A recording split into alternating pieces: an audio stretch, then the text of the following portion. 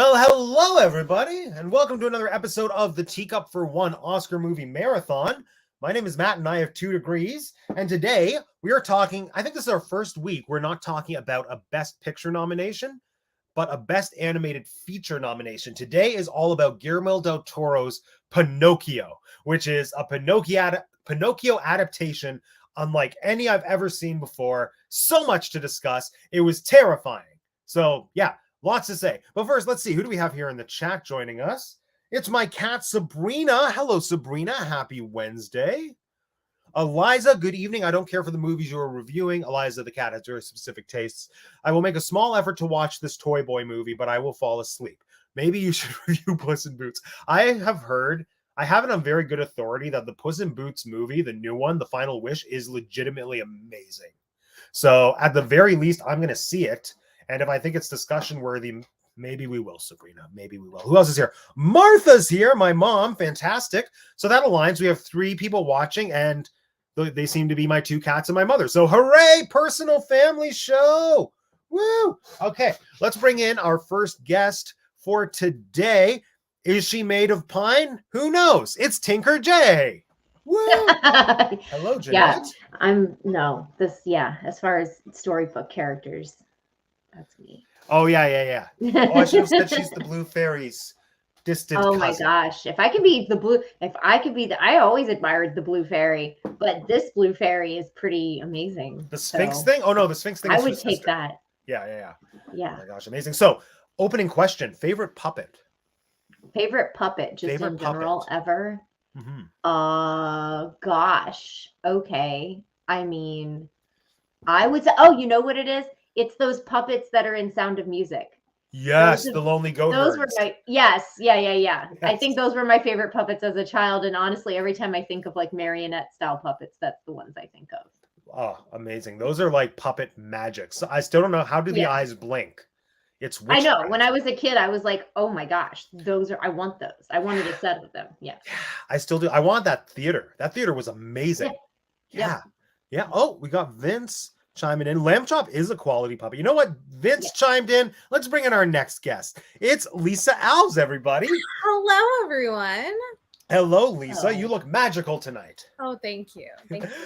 So, Lisa, favorite puppet?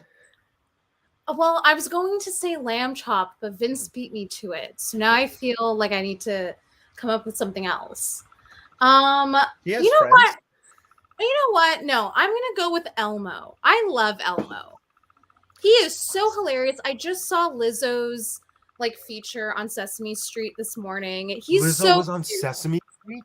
Yes, she plays a clarinet or a cookie. I was going to say, was she teaching the children about music? Because that's amazing. I love it. Elmo gave her a cookie flute, and then she was playing it, and then Cookie Monster came and ate it, which was hilarious.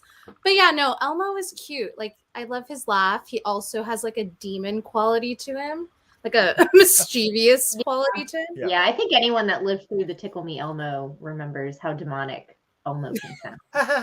That tickles. Then he starts shaking he's possessed. Rapidly vibrating Elmo. Yeah. Yes. Yeah. Good times. Oh my gosh. Lizzo and Muppets. I have to see that.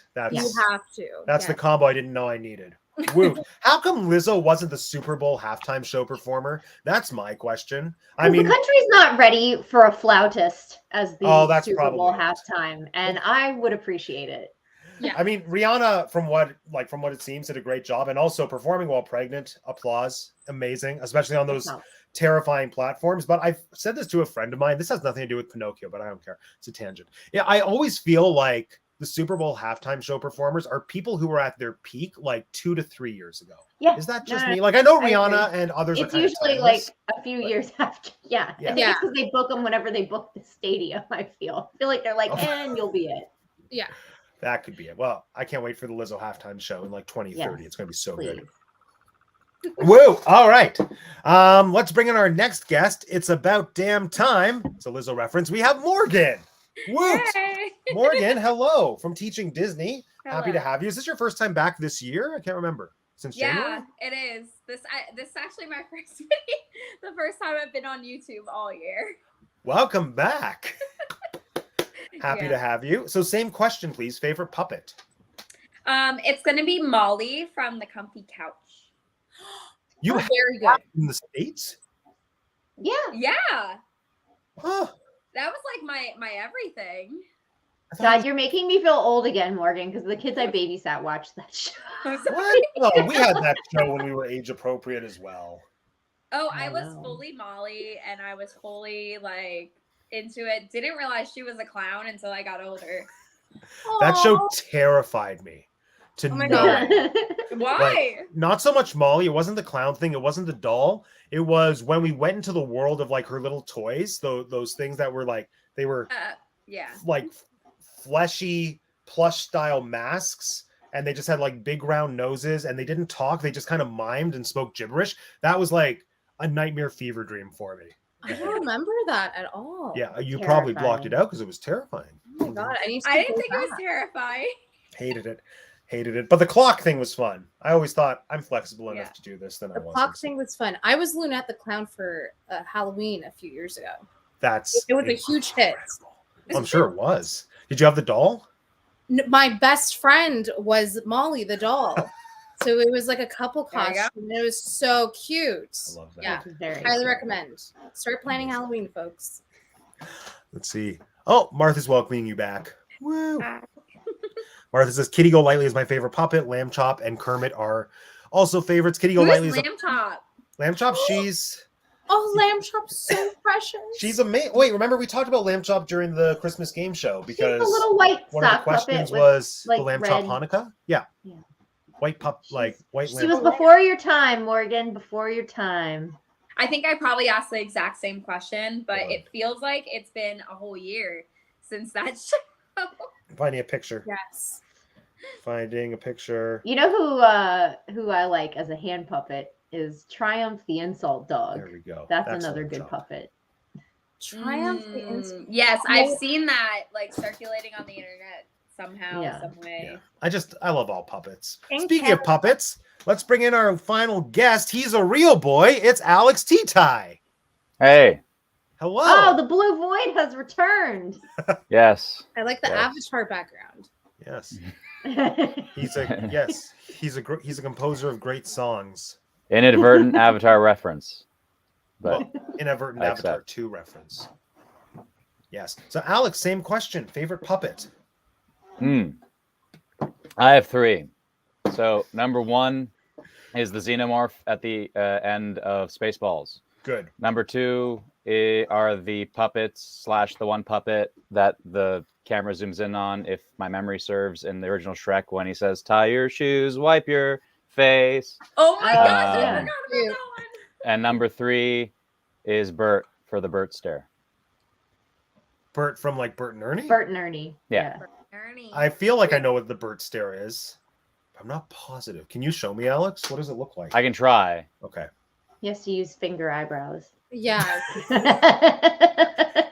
I think I literally have a magnet of that on my mom's fridge from when I was a child, and she still has the magnet to this day. I love that.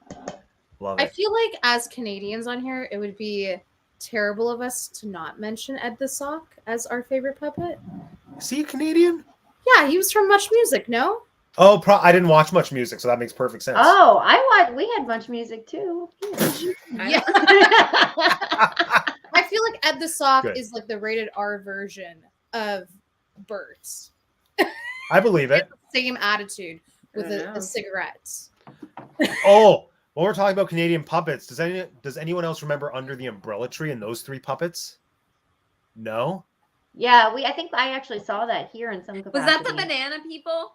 No, that was No, Bananas that's in Pajamas. Bananas and Pajamas, and that's actual Oh, human that beings in was my suits, jam. unfortunately, which is Yeah. more No. terrifying. Under the Umbrella Tree, there was Gloria the gopher, there was Iggy the iguana, and there was some other thing, probably a dog. I don't know. Yeah. And they lived with a lady named Holly, and it was like in her very nice 1980s house, and she had an umbrella tree, and their houses were underneath it or something. I can't remember. Or also today's special, there were tons of puppets in that. No? No. Oh my, Alex? What? Alex, come on. Today's special? What are you talking about? It's the TV show for Canadian youth, roughly of our generation. No. That's a He said- shame. Today's special was amazing. Today's I'll also special. about Eureka's Castle. too. Yes. Eureka's Castle, so Eureka's good. Castle. All part of the same era.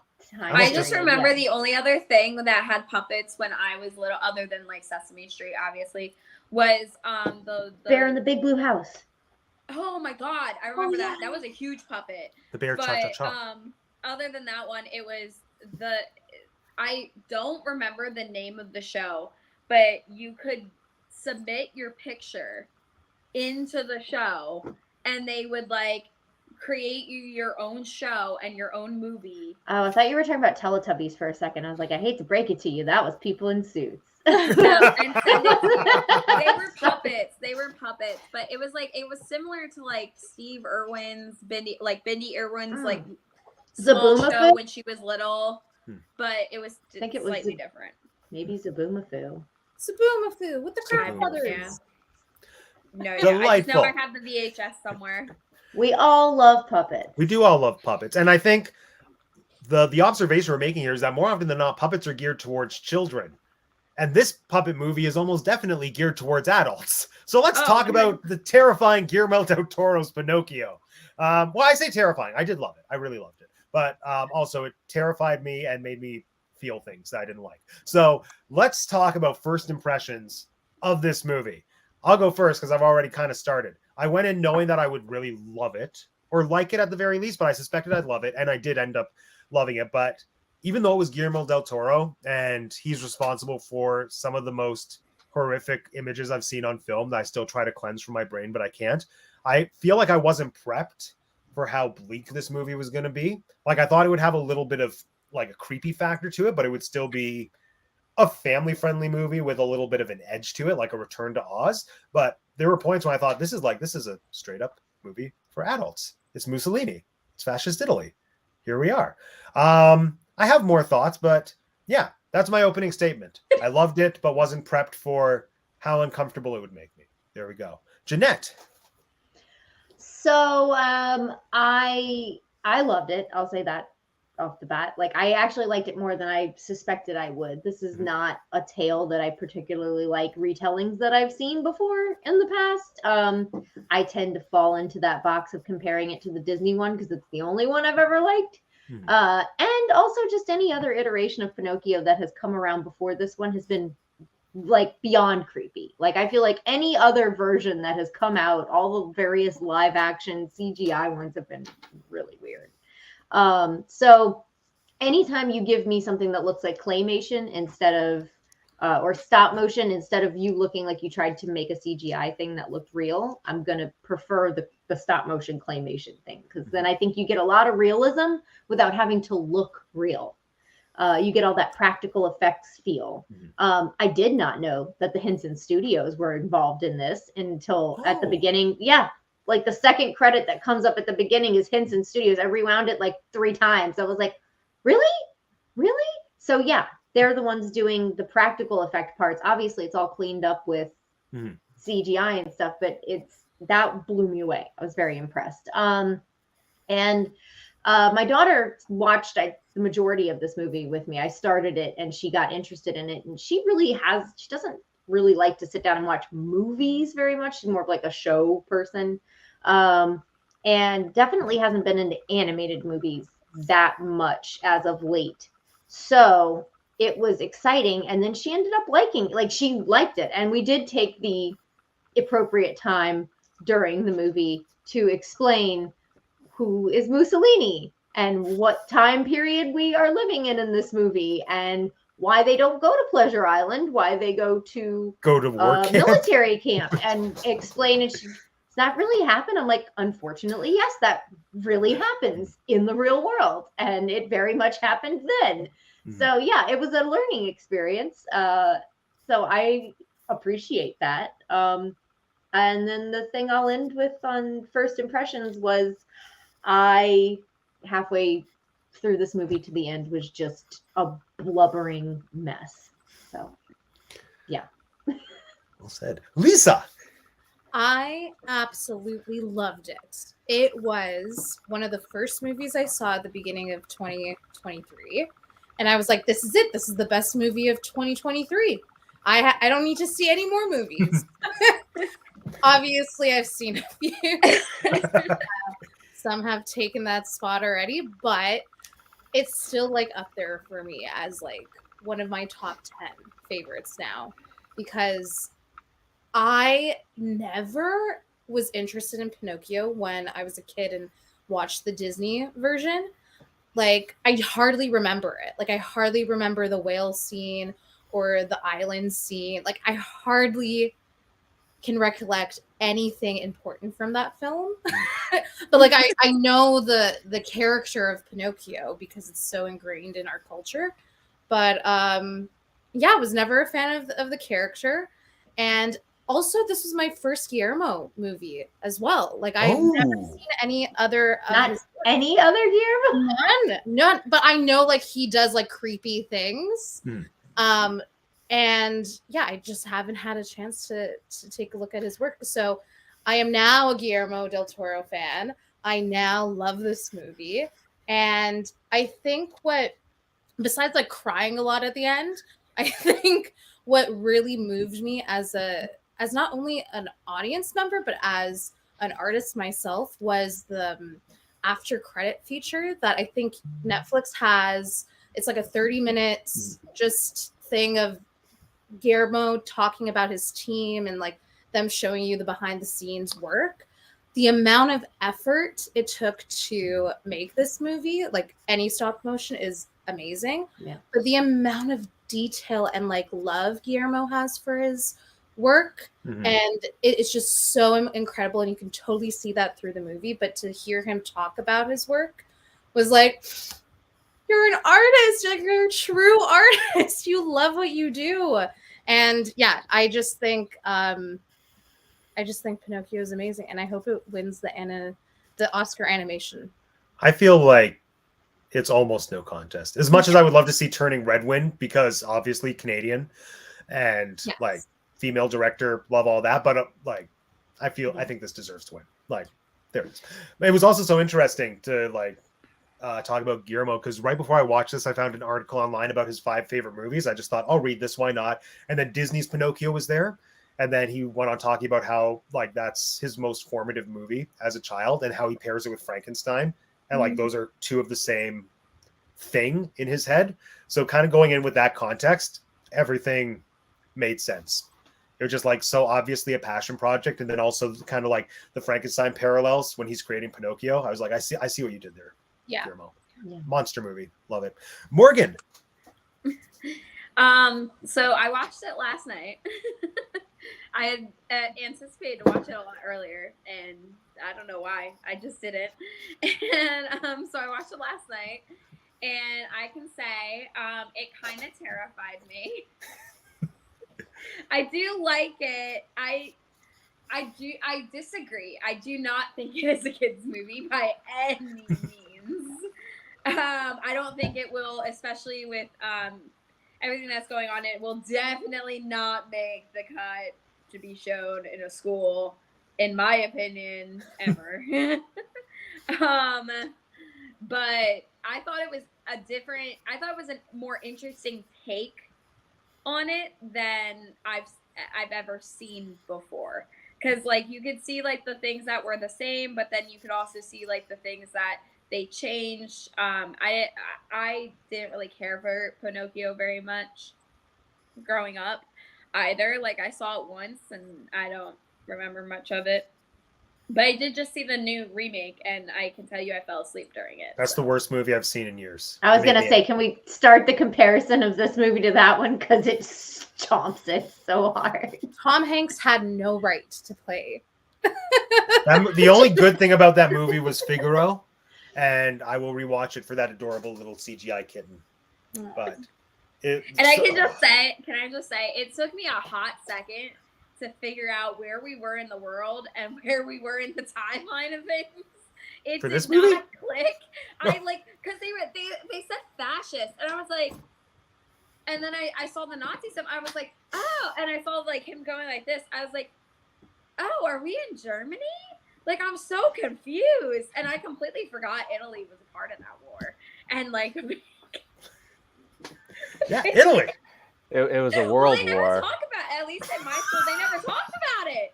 They only ever focus on Germany and the Holocaust and Adolf Hitler, and then they're like, oh yeah, and then there's this guy Mussolini in there, but he's not really that important. He's more of a tool. And I'm like, okay. I do love the way they depicted Mussolini. It was pretty freaking hilarious. It was amazing. Yeah. I enjoyed the historical element of it all, which we'll get to, I'm sure. Yeah, no, I had little to no context for the Mussolini side of what was going on during that time period, so it made me want to learn more. But yeah, we'll discuss it. Alex, opening statement. So I watched the movie. I finished watching the movie 30 minutes prior to this stream. Okay. I did not like it. I was bored. I was also irritated. So my initial impression, the stop motion was, I really hated it. I've enjoyed stop motion in the past. I don't consider this on par with previous stop motion films that I've seen. Yeah, you liked James and the Giant Peach, didn't you? Yeah, I love James and the Giant Peach. Yeah. The stop motion in this movie, for whatever reason, I found very jarring to look at visually. It made me turn on the motion smoothing on my television, which I hate normally. It's the soap opera effect. Yeah. That makes it look like high frame rate. That alleviated my discomfort to an extent. It was also, I noticed that regardless of motion smoothing, the jittery animation was not consistent. So I think that was a big problem for me. I think if it was one or the other, basically it kept switching. So it was mostly classic jittery stop motion, but it kept having periods, sometimes extremely brief, sometimes longer periods of so by that I mean sometimes half a second long, sometimes maybe 3 seconds long, where the animation is perfectly smooth and non-jittery, a la not regular stop motion. So like a CGI sort of stop motion effect, if you will. That to me really was irritating to look at. So anyway, that was sort of my initial thing, and of course, as the movie went on and the motion smoothing alleviated it, and I got used to the inconsistency. And otherwise, yeah, I relate to you. I watched Pinocchio. The only Pinocchio I've seen is the Disney one, and I watched that when I was very young. So I have very few memories, and Pinocchio very similar to what Lisa was describing, and even Morgan. So I want to rewatch that to kind of get a sense of what I think about that movie. Don't do it. Don't do it. Well, because I remember Pinocchio is so beautiful. The music. I had to rewatch it 15 times to get through the whole thing without falling asleep, and it was bad. Yeah. Sure. So anyway. Yeah. I think anyway, I'm just curious, but this movie, yeah, I didn't find it scary. I totally think it's for kids. I understand it's a gritty, but the grittiness of it to me is stylistic, and it's also it exists in modern movies kind of everywhere. It's kind of the theme, I feel, or the style of the day type thing. This kind of what's a more realistic, even though it's stop motion and not realistic in that sense, but the realistic in the sense of let's take this fairy tale idea of a puppet becoming a real boy and let's kind of dive a bit into the nuance of it, which I think this movie tried to do and did somewhat effectively. But yeah, I don't know, just to stop going. I wrote so many notes of all the things I didn't like, but yeah. So I'll just say, yeah, I didn't enjoy the movie. I enjoyed there. That's not to say that it was all bad. I enjoyed elements some of the art design, as it were, some of the aesthetic. I appreciated I loved Ian McGregor. I thought he was hilarious. I thought his character, all of the life is torture, life is pain. I thought that was very funny. The seagull landing on the mine, blowing up. I thought that was very funny. Christoph Waltz, I thought did a good job. I like Christoph Waltz. So when I figured out who he was after his lame song, I he was so enjoyed mean the to character. The monkey. He was so mean to the monkey. Yeah. Anyway, yeah, I have So yeah, that's it.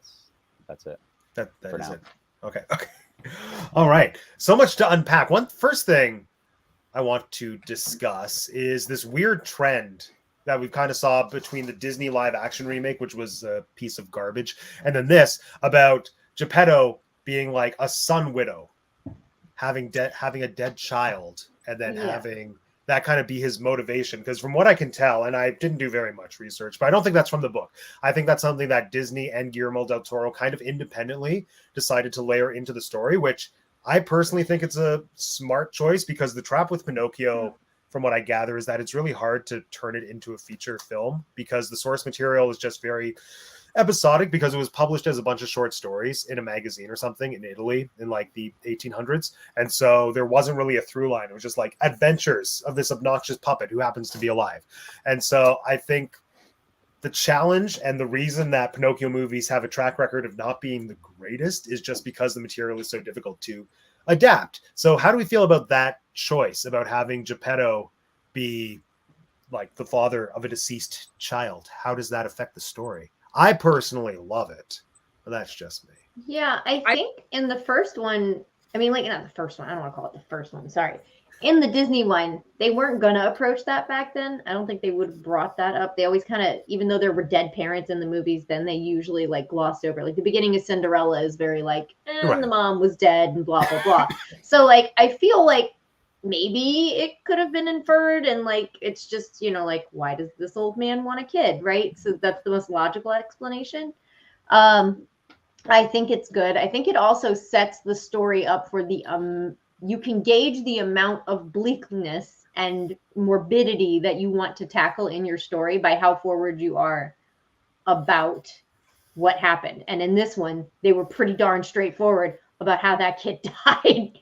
So like I think they were like, yeah, we're going to be real in your face with the death in this. Oh, yeah, because in the Disney live action remake, he's just rhyming about missing his kid while looking at a picture. Yeah, Oh, he's making the puppet, and then he's speaking in rhyme, even though it's supposed to be a song, but Tom Hanks can't sing. And so that's he's like how you find reciting. out. Yeah, he's doing like spoken word poetry. Where he's like, oh, and I used to hold you in my arms, paint, paint, paint, and then you left me, paint, paint, paint. And it's like a 10-minute soliloquy about having a deceased child. Doesn't work. Is that the same in the Disney animated one? No, that wasn't an element in the They Disney never animated. say it openly in the animated one, but there are pictures of a child in his house. Oh, there And, are? like, You can I believe so on the walls. I believe. I could be wrong, but yeah, I feel like it's maybe not implied. Might even be too strong of a word, but you can easily derive from why is this old man making a child? Why does he want a child? Like, why is I he just alone? thought he was creepy. People like you are why we don't have Dreamfinder anymore, Morgan, okay? You can't just call every old man that's hanging out with kids creepy. I mean, what else do you call it? There's A another- I call it mentorship. but I'm not gonna wholesome, say it. wholesome, and lovely. Oh my god.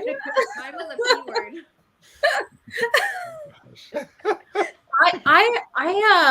I didn't mind it. I think it solidified the impact for me, having like Geppetto's reasoning to like make a wooden puppet in his drunken stupor because he missed his son so much. I didn't like that part.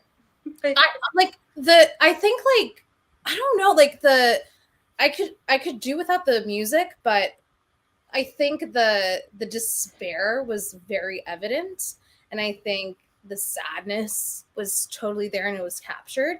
But I think more so why it kind of worked for me was they used the boy's death as a place to put it in history. So it was because of the war, and it was, you know, at the hands of Mussolini. And that's when I was like, okay, this is where we're at in history. This is the timeline. I thought it was so sad. It started out like kind of not so much as Up, you know, the movie Up, but like it gave me the quality of a Pixar kind of like sadness start to the movie that I'm a sucker for. I like it. I like that If you see a happy parent and a happy child together at the very beginning of a movie, you can sure as hell bet one of them is dying. Yeah, and I'm okay with that as long as like it is. I am okay with that as long as you're going to, you know, handle it well and you're going to lead the audience. You're going to use it. Yeah. And I feel like this used it exceedingly well. This might be my favorite depiction of Geppetto, minus the made-for-TV musical with Drew Carey, Geppetto, which I think is brilliant. I know, it's so good. The music is by That Steven sounds Schwartz of amazing. Wicked fame. Love it. And it's Pinocchio from Geppetto's perspective, and I need to rewatch it because I remember it being great. But what I loved about this was having that as Geppetto's setup just imbued him with so much grief that made me understand his character for the whole thing, because I feel like Geppetto is typically just such a weird character. First off, senior citizen making a puppet boy, questionable. But then beyond that, in every other adaptation, when Pinocchio comes to life, he's usually just like, cool. And in this, Yeah. he reacted normally. Yes. He was terrified, which I appreciated. And then just seeing the struggle to like accept his new son, I thought was a really beautiful element to layer in, because like, of course, well, I mean, this isn't really something that would happen to very many people, but it's the kind of situation where you have to move beyond the grieving process to like accept whatever the next chapter is. And I thought his dynamic with Pinocchio and that relationship was really beautiful because of that setup. But anyway, yeah. Morgan, what do you think about Dead Child? So, dead children. What do I think about that? I thought it was really extreme to show the whole thing. I was like, oh, we're going for it. Like, that's what we're going for. Okay. And especially right down to the last minute, I was like, oh my God, I have never seen anything like this, I think, in my life. And I was really shocked, but it makes a lot of sense. However, I don't like the fact that he drunkenly put him together. And like, I liked the Tom Hanks version where he's like taking care and taking time because he loves him and he misses him so much. Like, I think you still get the same amount of despair, in my opinion, but I think that was just a little too much. I was like, why does he have to be drunk? Like, it's not like he was ever, I don't know. Can I say something? Because I thought about this when I was watching it. I didn't mind. I thought it added to the realism, but I did think it was an interesting choice because throughout the movie after this and prior to this, there's no mention of him having like a drinking problem, right? Yeah. So he's obviously drinking genuinely to escape grief. He's doing it in a very natural, very common human way. And in contrast to how Geppetto usually puts a lot of love into him and then goes to bed and makes a wish, this doesn't come from a wish. This comes from genuine, like, sadness, outpouring of sadness and emotion to the point where some celestial being can tell how upset you are. And so I think because it didn't come from a wish, I think that's why they decided to go this way, because him being in that state allowed him to cry and be very upset. I feel I did think about that. I was like, why are we doing this? I just think it was a little. It was just a little much. I don't know. I just didn't like it. I didn't like it. I was like, oh, this doesn't.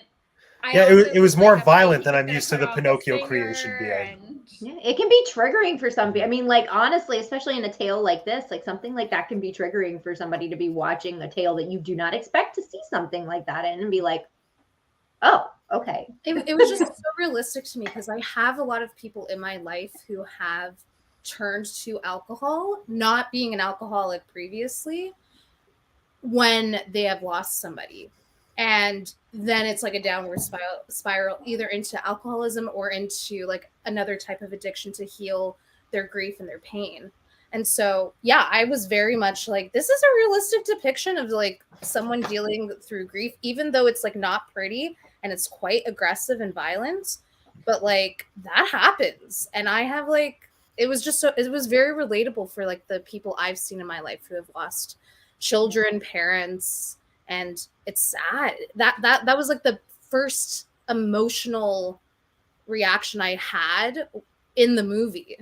And then it was just like a domino effect for me. But I can totally understand, Morgan, like it's jarring and like, why, if this is like a kid's story, right? Yeah. Well, that's not like, it wasn't the fact that he turned to drinking, because like I completely understand that.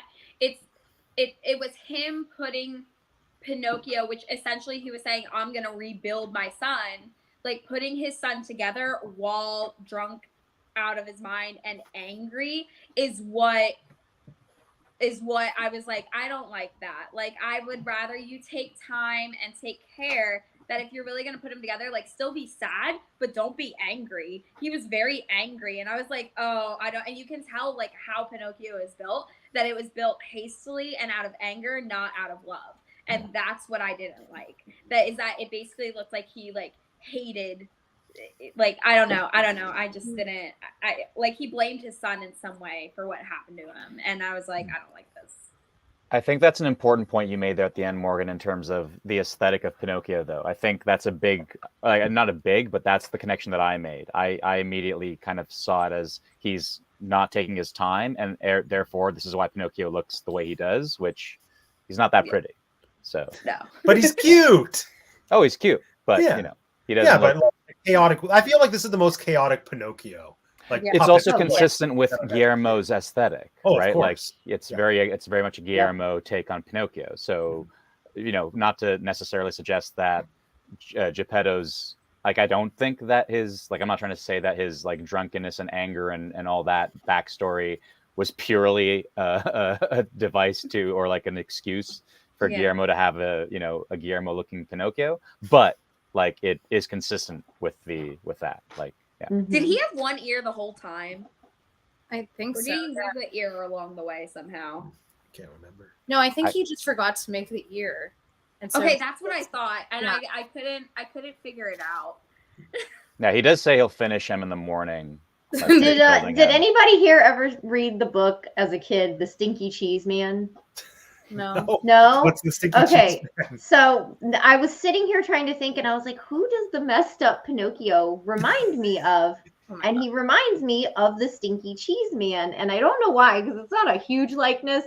If I can get my light to. Oh my God! Oh, I see it. Yeah. Oh, it's the That's mouth. the It's Stinky totally the Cheese mouth. Man. And so his book was like a retelling of various fairy tales. Pinocchio might have even been in there, but like the Three Little Pigs are retold. I And think I he's remember supposed to be this. the gingerbread man, but he's the Stinky Cheese Man. Yeah. And so, but that's, I was sitting there, I'm like, you're right, he is a messed up Pinocchio. Why does he look familiar? And I think that's who I'm thinking of right now. I think it's the Stinky Cheese Man. Read the Stinky Cheese Man, kids. It's pretty great.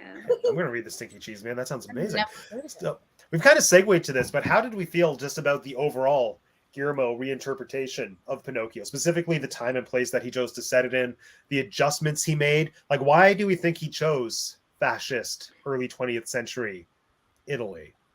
I mean, I read interviews, which I wish I didn't do, because then I don't think for myself and I just take at face value what the artistic people said.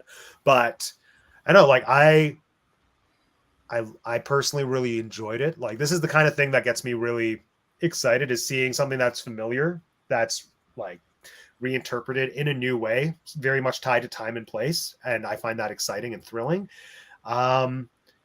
Yeah, I feel like he just added so much depth that was already kind of there, especially with the whole element of the afterlife, like layering that in as well, which I found completely unexpected, but I loved. But yeah, overall, the Guillermo reinterpretation of Pinocchio, time, place, weird Sphinx lady. How do we feel about it? Morgan, you go first. Your hand's up.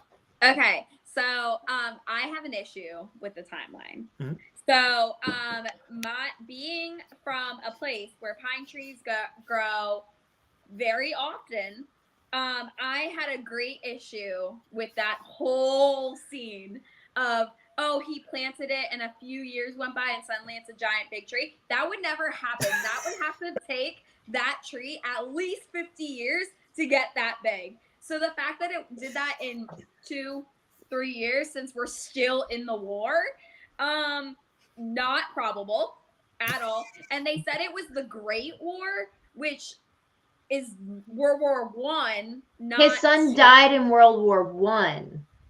And then it was This in is World World War War Two. Oh, Shock in your timeline. Of Yeah. Like 20 No, because I thought the same Well, thing, and the I had to Great go War back and ended in look. The Great War ended in 1918, or World War One. No, yeah. Yeah. World War One ended in 1918, and then World War II ended like not even 10 years later. So 1945. 1945. Yeah. No. So Geppetto Wait. didn't age. That's the thing. Geppetto doesn't age. No, Geppetto does age, but No, it's no, not. he It's never not drastic ages. enough. He does age. No. Visually, Geppetto looks the frickin' same. Yeah. The moment we see him, No, His the hair moment got he much dies. he has bigger, less and he of got a much white more beard. gaunt. See?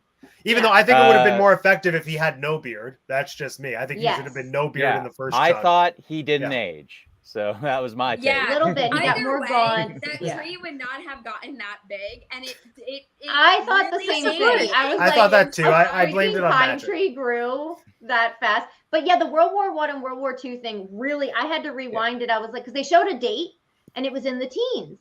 And then later I'm like, whoa, we're in World War II? What happened? And then so I went back to the in-between scene and I was like, oh, there was time lapse, but he didn't do the cheap trick of putting, 20 years later. Right. He just was like, you should understand that it's World War II now. Now, granted, 20 years for a pine tree might do something for you. But it was a It's magic also pine about tree. It was a my pine tree that was infused with the love of a dead son. Magic, first of all. Also, secondly, these are Italian pine. Who knows how that varies Yeah. from the pine trees we're thinking of here in North America? Just saying. Not much. Yeah, I'm no. just playing devil's advocate for the pine trees. That's I'm all just saying it really angered me, and then I got confused because I was like, wait, the Great War is World War I or World War II. I wasn't really too sure. I had to look that part up. And then sorry, I can't say world. And so then when we got up to it, I didn't realize what was happening until I think the guy said something about a nice fascist son. And then I started putting two and two together, and I was like, what is going on here? Like I was seriously confused as to why that was a choice, because they also didn't have indoor plumbing then, but I'm pretty sure Italy had indoor plumbing then. I think it depended on where you were. Yeah, and There were some spots in the U.S. that didn't have indoor plumbing until the 60s. What? Yeah, I my mean, there's dad's family probably in a West place Virginia now, used to not have out like in the 50s, still didn't have indoor plumbing. So like, Well, I don't know. My mom's whole life she's had indoor. yeah, I mean, I'm just saying there are definitely, especially in like Yeah, they're rural villages and Italy. communities. Yeah. I guess so. I don't know. I just saw the chamber pot and I was very, very confused. I think, I liked when he wore in the my chamber pot. opinion, I don't think he did enough research. I think he just was like, I want it here, and we're just gonna make it happen. Oh, there are lots of just- loopholes or plot I'm holes just in gonna this say, film, if so there's you're one right. director in Hollywood that you maybe don't like, maybe It's doesn't fit under accused? the heading of didn't do enough research, it's not Guillermo del Toro. I'll just throw that out there. The whole I don't man's know. life There's is just research. there's too many things for me that I'm just like, this isn't adding up. So Guillermo del Toro has set quite a few things at this time period. He's quite fond of this time period. So he's done a lot. And in rural parts of other countries, like that's the setting he really loves. Like if you go to Mexico and Pan's Labyrinth, like, and you see what's going on there around World War I, if I'm not mistaken, it's around that time period, maybe right after. And then what's the other one? Oh, Nightmare Hellboy Alley. has, yeah, and Hellboy has many parts that take place around like World War II. So he's pretty well versed in this. That's why I liked that it was set during this time period, because I know that that's a safe time period for a Guillermo movie. Like, I honestly, I don't want to see anything set in present day from Guillermo. Really, like, it's not what I want to see. I want to see stuff in the thing that I know he does because it fits his scheme, right? Like it fits. Well, everything. I just expected it to be like later. Mhm. If you know, like I didn't expect it to be that present of day. And Uh-huh. I was really thrown off by the whole thing when it was, because I don't know, it was just some of the stuff that they were doing and some of the things they were using. I was like, that's not really fitting with like innovation and the time period in my mind. Like, I don't know. But he was Yeah. like he was a puppet maker, carpenter guy in a countryside in Italy. He wouldn't have had all of the innovation. Much right? of anything, yeah. And also, I just want to debunk the whole like time period. World War I started in 1914. End of World War II, 1945. 5, yeah. Yeah. So there is a 20-year gap that the tree could have grown, and I am More, very yeah. passionate about this. I'm just More gonna than 20 tell years. you, trees don't grow that fast. In Yeah, 20 40 to 50 20 years years is Is more a typical for a maturation full-grown for tree. a pine. Yeah, and Maturation, yeah. for many Well, trees. But it would be big enough to cut down and carve a small softwood puppet out Yeah. of, I think. Okay, But well, it says many trees at the equator reach maturity in as little as 10 to 20 years, but trees in northern latitudes usually grow slower, often less than a meter or two per year. And for a tree to reach maturity in the boreal forests of Canada or parts of Europe, it could take 80 to 120 years. Sure. Yeah. There's a huge range of depending on the tree you're talking about. Yes. Yeah. And the location, yeah. But Which will also aside from the age of the tree, I think that the feeling fits into what he's trying to get. Also, if you want to set something during a world war, you're going to get a wonderful juxtaposition of good versus evil. Mhm. And you don't even have to try very hard. Yeah. Yeah. I don't know. I thought it was different. And I thought, like, for what it was, he did well. It was just the tree thing that I was like, oh, dude. No, I agree with a lot of your sentiments, Morgan, in terms of like I interpreted like even the setting in World War II. Like for me, it was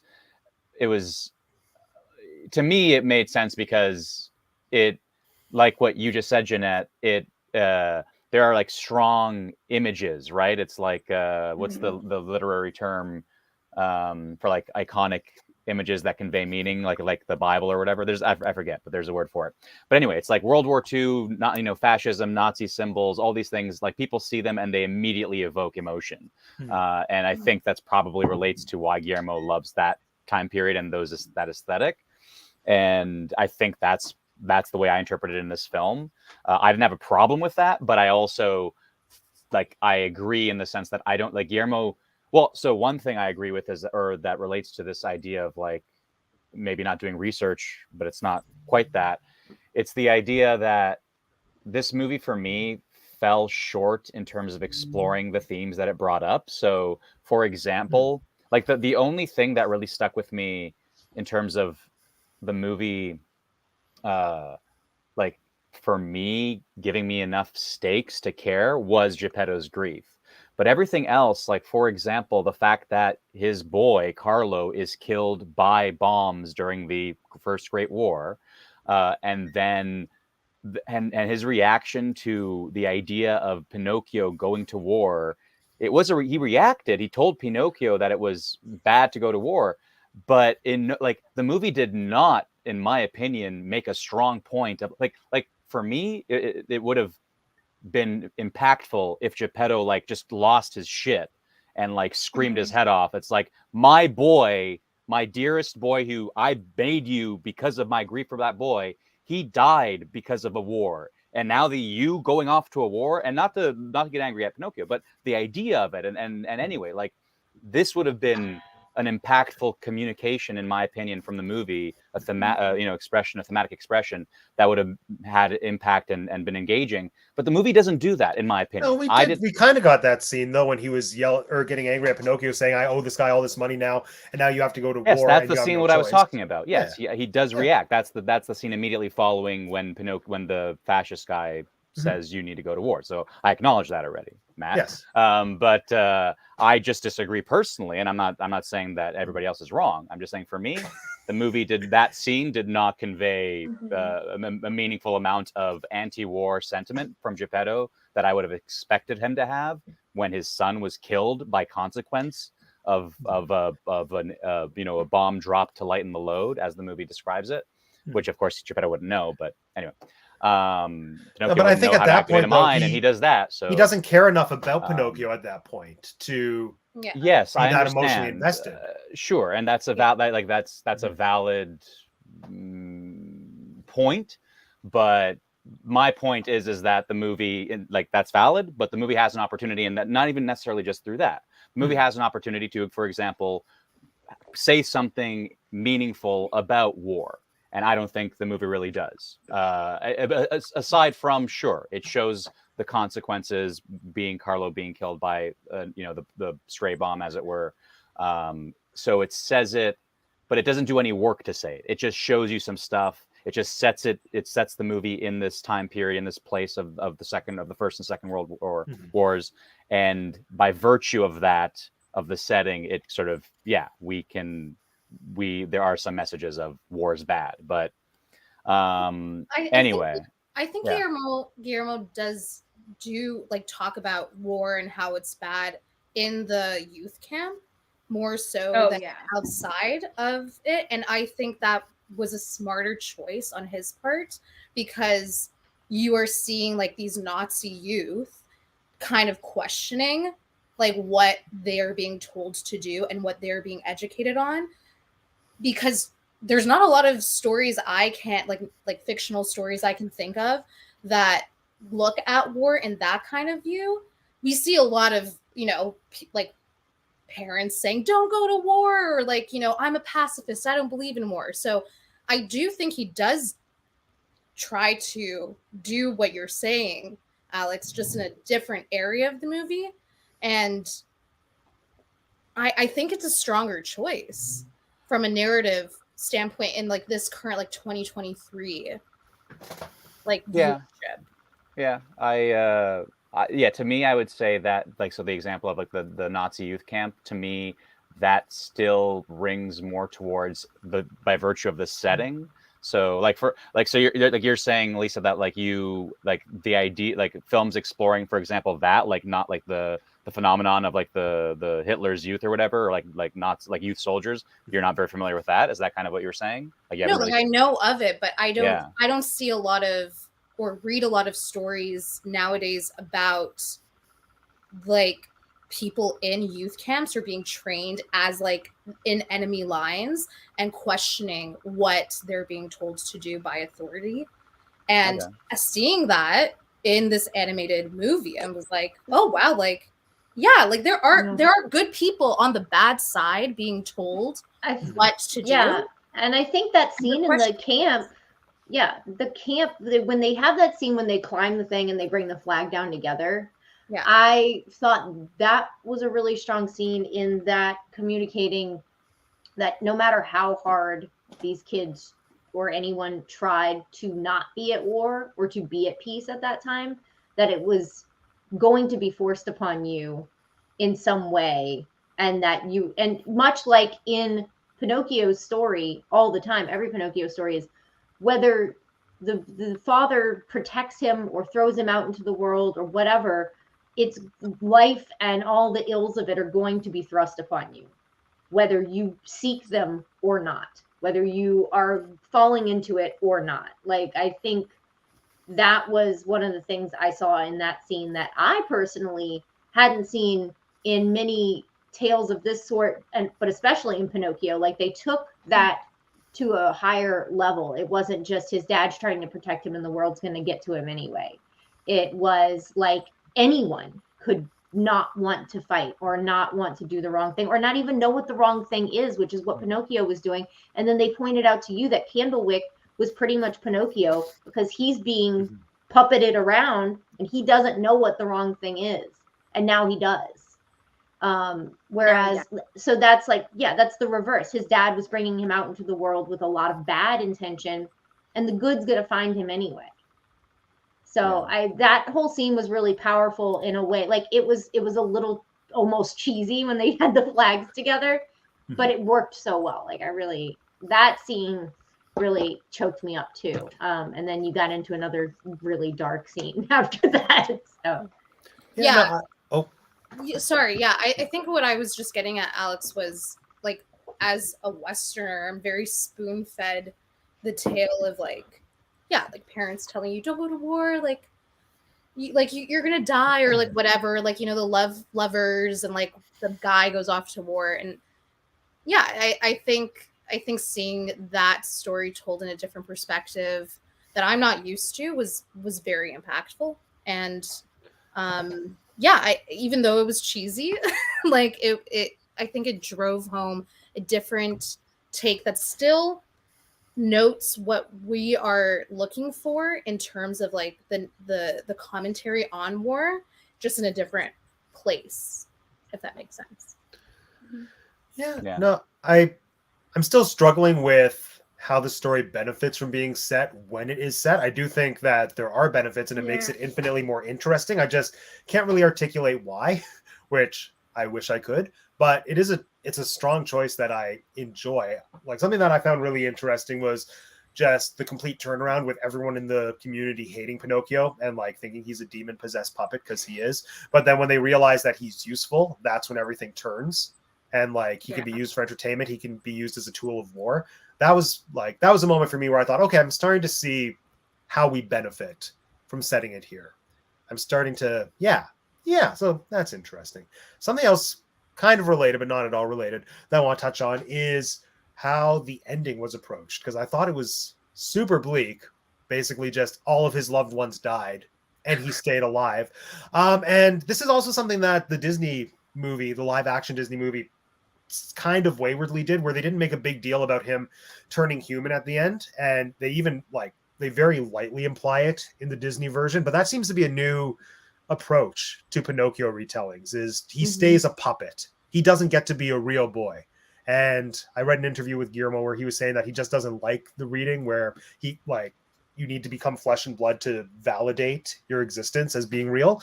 But how does everyone just feel about that, about him not flesh and blooding and staying wood, and in this case staying immortal and watching all his loved ones die? So this part got me so bad that I had to like rewind it so I could actually hear what he was saying after a bit. Meanwhile, my daughter's yelling in my ear, "If the cricket's dead, how is he still talking to us?" He was talking. That's what my daughter's screaming while I'm bawling my eyes out. She's like, okay, whatever. But I got obviously it got me emotional. That more so how Morgan felt about him being drunk and angry when he made Pinocchio, that was kind of how I felt about this. I understand it, and I understand the symbolism and the effect we're supposed to get out of it. But that was how I felt when this happened. I was like, but why? But then I think it's supposed to be, his life is learning lessons, and that's a lesson he had to learn. Like that was his lesson. I told you, you're going to be, you're not going to, like, this is it. This is your choice. What are you doing? And he chose out of love. And he's, I had to eventually, in the end, I was like, cool. So he's kind of like a vampire. That's okay. I can get down with that. Like, that's what I had to be okay with it, because I'm cool with vampires. So I was like, they like live on and all their loved ones die. It's all sad and stuff, but it's still cool. So like, I had to approach it like that in the end. And he didn't look sad. They made a point of showing you him looking really happy. That and, almost made me more uncomfortable, to live. though. It did a little weird. Yeah, I think, but you're supposed to assume there's been a time lapse of types. I think it was because also like they were like, they told us that the other people died, and then they just show us the monkey's grave, and that was where I freaking lost it. Like audibly wailed. I was like, no. The monkey. Same. Well, right before that, they show you him on like a little crutch. Yes, and he was walking to the graveyard, and then we see his gravestone. Oh my God, I just lost. I'm about to cry again. And while we're on the topic of the monkey, I both love the monkey and despise the monkey, because it is the single worst underusage of Cate Blanchett, and I'm highly insulted by it. Oh, was she a monkey? Yes, I thought she was the afterlife thing. That was Tilda. Tilda. Yeah, that was Tilda. Freaking Cate Blanchett is the monkey. She just I was so mad. That's I love Cate Blanchett so much. I just love the idea of like would talk. I just love the idea of Cate Blanchett like going out for dinner with Guillermo, and she's like, I really would do anything for your next film, Guillermo. He's like, okay, you're gonna be the monkey, Get and in like the sound booth and make some weird noises. And she's happy with it. She's like, yes, this is a dream. I love it. Yeah, she's pulling a full-on Alan Tudyk. And I think the more I think about it, I think my sort of issue with him staying a puppet is that it puts him in this weird kind of Peter Pan place that I don't care for, where I think he's just perpetually young, because I agree with the sentiment that you don't need to be flesh and blood to validate your realness, but if he doesn't get to turn into a human, he doesn't get to age, and he doesn't get to truly experience life in that capacity. So the movie, the way that this ended, just felt like, the reason I said it felt bleak was because it just seemed like he's going to live forever as an eternally young puppet, learning lessons, watching his loved ones die, like a vampire. So I didn't like that. But Lisa, what did you think? I was fine with it. I was concerned that it was going to show us him turning into a real boy, which I did not want. I think that would have just cheapened the whole movie, in my opinion. But yeah, I was fine with it. I was sobbing throughout the whole death thing. What made me okay with it even more was my take on it from like a Tuck Everlasting perspective, where like if anyone knows Tuck Everlasting, there's a family who like drinks everlasting water and like they live forever. And yeah, like I think that story or like that idea has stuck with me since childhood. And so to see like another character kind of have no choice but to go through that is like heartbreaking, just like, you know, a vampire seeing all of their loved ones die throughout the ages. Like, it's heartbreaking, and I buy it, and yeah, I'm okay with it. I love it. It was gorgeous at the end. I liked it. Morgan, what do you think? I have several problems with this. Stalker. So so many things. He chose to give up his eternal life to save oh my gosh, you guys keep saying Guillermo. So I can't get his name out of my head. to save his father. And then yes, you wish him back to life, but then she only says to walk on this earth to keep him company for the rest of his life. So in my opinion, as soon as he dies, Pinocchio should unmagicify, because that is what she said, to keep him company for the rest of his life, not to wander the earth until you just decide off yourself. Yeah, she said that at the beginning too. Like when he's first created, she says that, and then their sister says like you're gonna live until the end of time. So they already kind of break that rule early. But like it makes you're sense right though. that It doesn't he would make come sense. back as long as Geppetto is alive. Like that makes sense to me. But then like once Geppetto's dead, like what's the point of keep bringing him back when he's not? He was only created for the purpose of keeping this man company.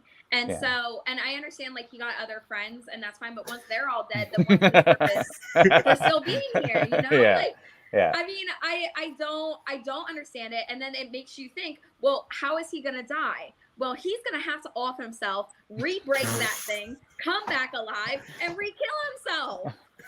Yeah.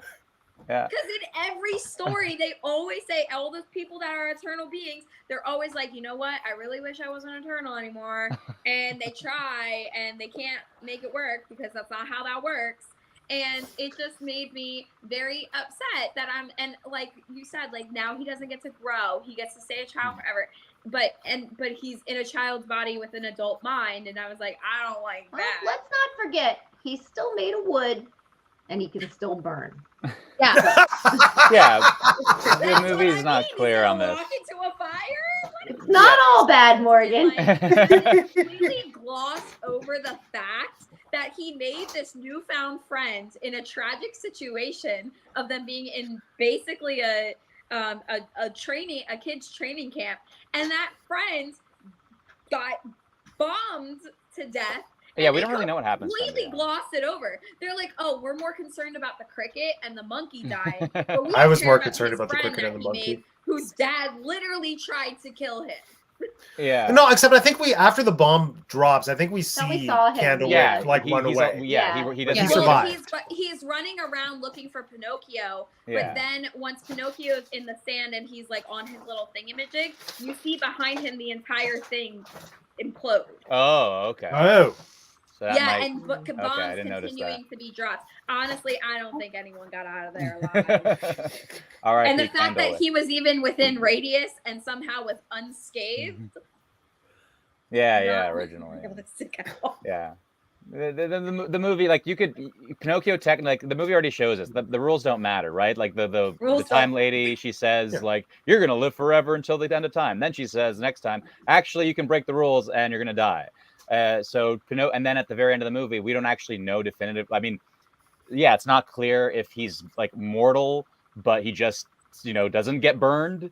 And so that's how he lives forever, but he can still die. Or if he's actually immortal, which I believe is what it's actually implying. But then if he's actually immortal, then he can just go back to Time Lady when he dies and then break the rules again. He can just destroy the hourglass and then he can die for real again. If he burns, I don't think he can come back because she keeps sending him back to the same body. Yeah, and the movie doesn't address that. I mean, like, then he'll just be really a soul. He'll just be Carlo's soul floating around. Oh. Yeah. Yes. Anyway. Yeah. So how fun. I don't know. That was my issue with it. And then I also really expected him, like once they said Geppetto died, I expected him to decay. Like wood to decay and rot out, and I figured he would rot out, and I was gonna be really upset if that's how we saw what we saw, because I fully expected him, based on everything else we saw in that movie, I fully expected him to go for it and do rotting. it. And bugs. That would have been so scary. bleak. It's so bleak. What did I want to ask next? I had the question and then it floated away. Oh yeah, okay, so. Just knowing that Guillermo kind of took inspiration equal parts from original Pinocchio, probably Disney Pinocchio, as well as Frankenstein, there just seems to be, I don't know, there seems to be this constant fascination in storytelling with the whole idea of somebody wishing or bringing an inanimate thing to life and then having to deal with their creation. Like that's kind of the genesis of Pygmalion / My Fair Lady, which is less literal. Also, there's Frankenstein. Then there's this. Like, what do we think the appeal is to that story of bringing something to life? Yes, of like creating a thing, creating your perfect thing, and then having to deal with it when it comes to life. It starts thinking for itself, and it's like, Henry Higgins, I'm leaving you.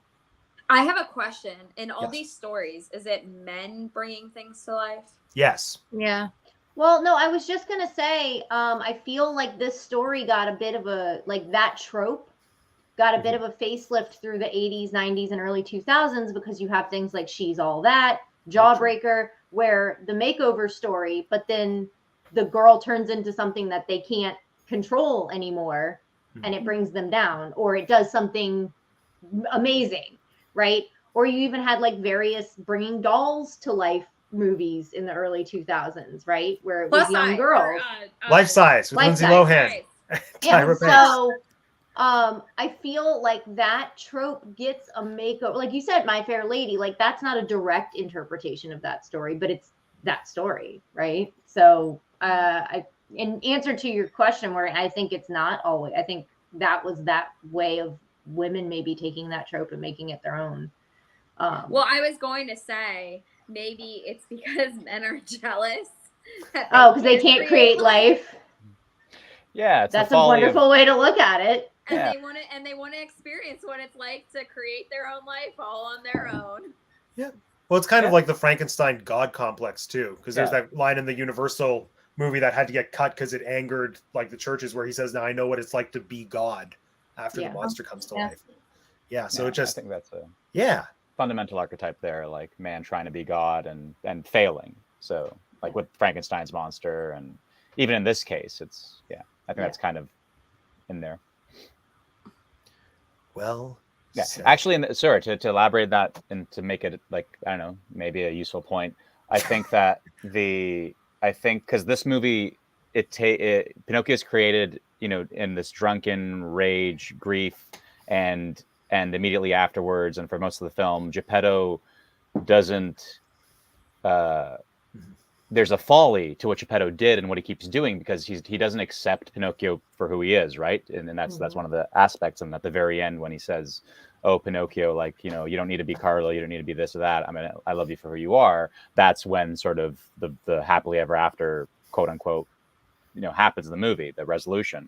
So in that sense, there is that, like, it's we get that complete circle of the folly of man, like trying to not necessarily be a god, but in this case, he is still like, you know, he's trying to do something that, trying to bring back his son from the dead, which is another, like, necromancy is bad, you know, in fantasy, right? So he's trying to do something that mortal human, if not man, human, should not, ought not do. And so, and then in the end, when he realizes that to an extent, when he realizes I can't bring Carlo back, and I never could, and I never should, and I should accept the reality of the lot in life, which is to be with Pinocchio. And that's when it's resolved. So, you know, I think it's a pretty, in that way, it's clear that that's like a theme of the movie. Yeah. You know, I think Pinocchio's an interesting case because thinking about all the other examples, I feel like more often than not, variations of this story are somebody, like we've said, with a god complex who just kind of wants to see if they're able to do it. And I think Pinocchio might be one of the only cases where it's out of love as opposed to ego. Like I think My Fair Lady, I think Frankenstein. I'm sure there are other examples. It's usually Pygmalion is definitely. Oh yeah, and Pygmalion, like the actual Pygmalion, yeah, like not the George Bernard Shaw, but like the Greek, the OG Greek. Yeah. OG Greek Pygmalion. It's like, look at my beautiful statue. I love her. Actually, no, I think original Pygmalion was also out of love, because this whole thing was that he was infatuated with the beautiful woman that he created, and he was just like depressed that she couldn't be real, and then the gods. Okay, I was conflating it with, like, I was not conflating, but I was infusing like the ego of, like, I'm a sculptor and this is like the most like perfect sort of piece, and to make my perfect piece. Is that even better. love though, or is that lust? Well, that's what I'm.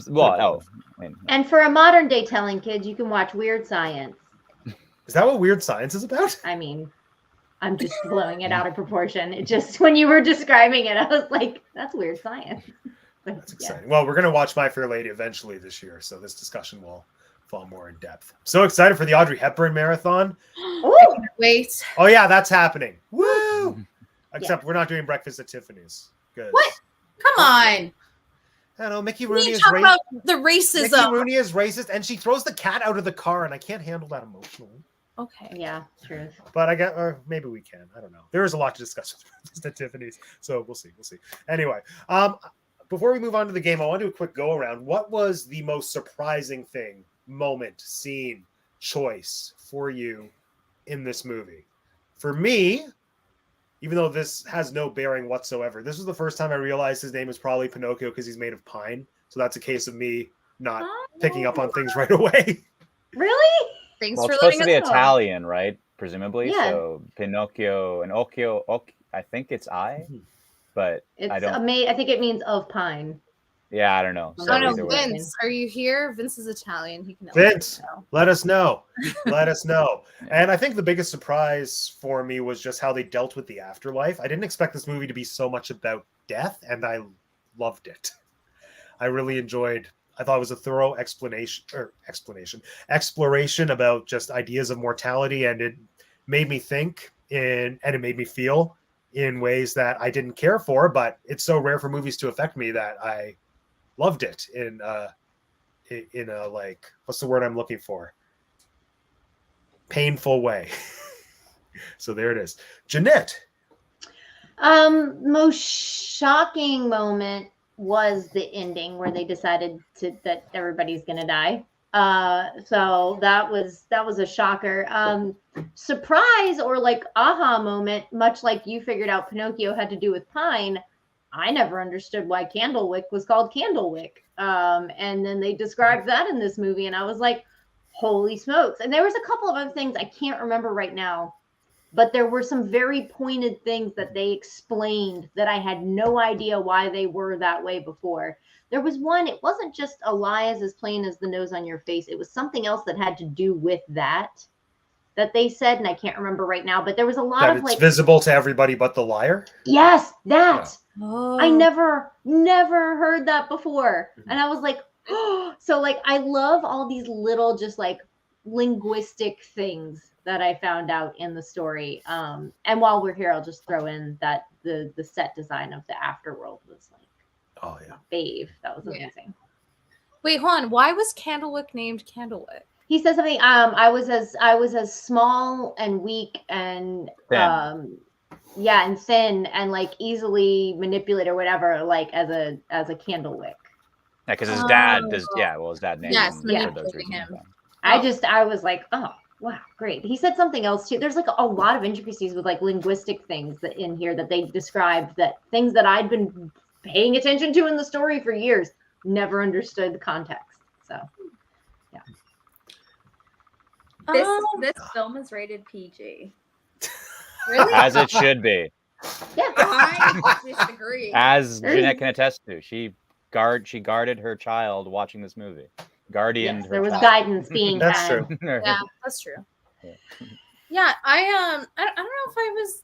I mean, I think watching the extra feature on like how all the puppets were made was like really surprising for me, and like how meticulously painful the whole process is like it's outrageously beautiful. Like the amount of commitment from all of those people, like it that was the most surprising, I guess, the process.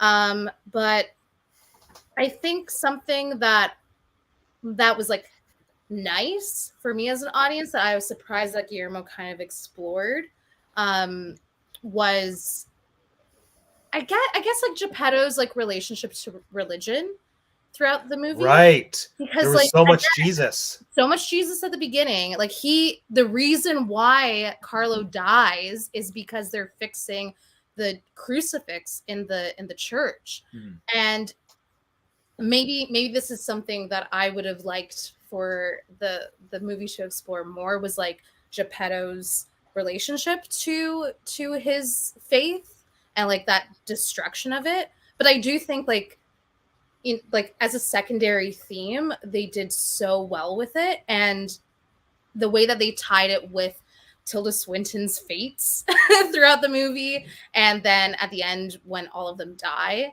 I thought it was beautiful, and I was not expecting that going into the movie. I was literally just expecting some scary looking puppets, and I was surprisingly moved to tears, to like actual like sobbing.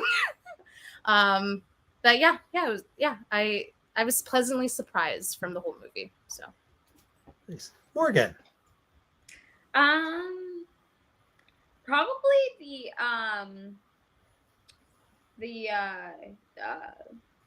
there's a lot of surprising things.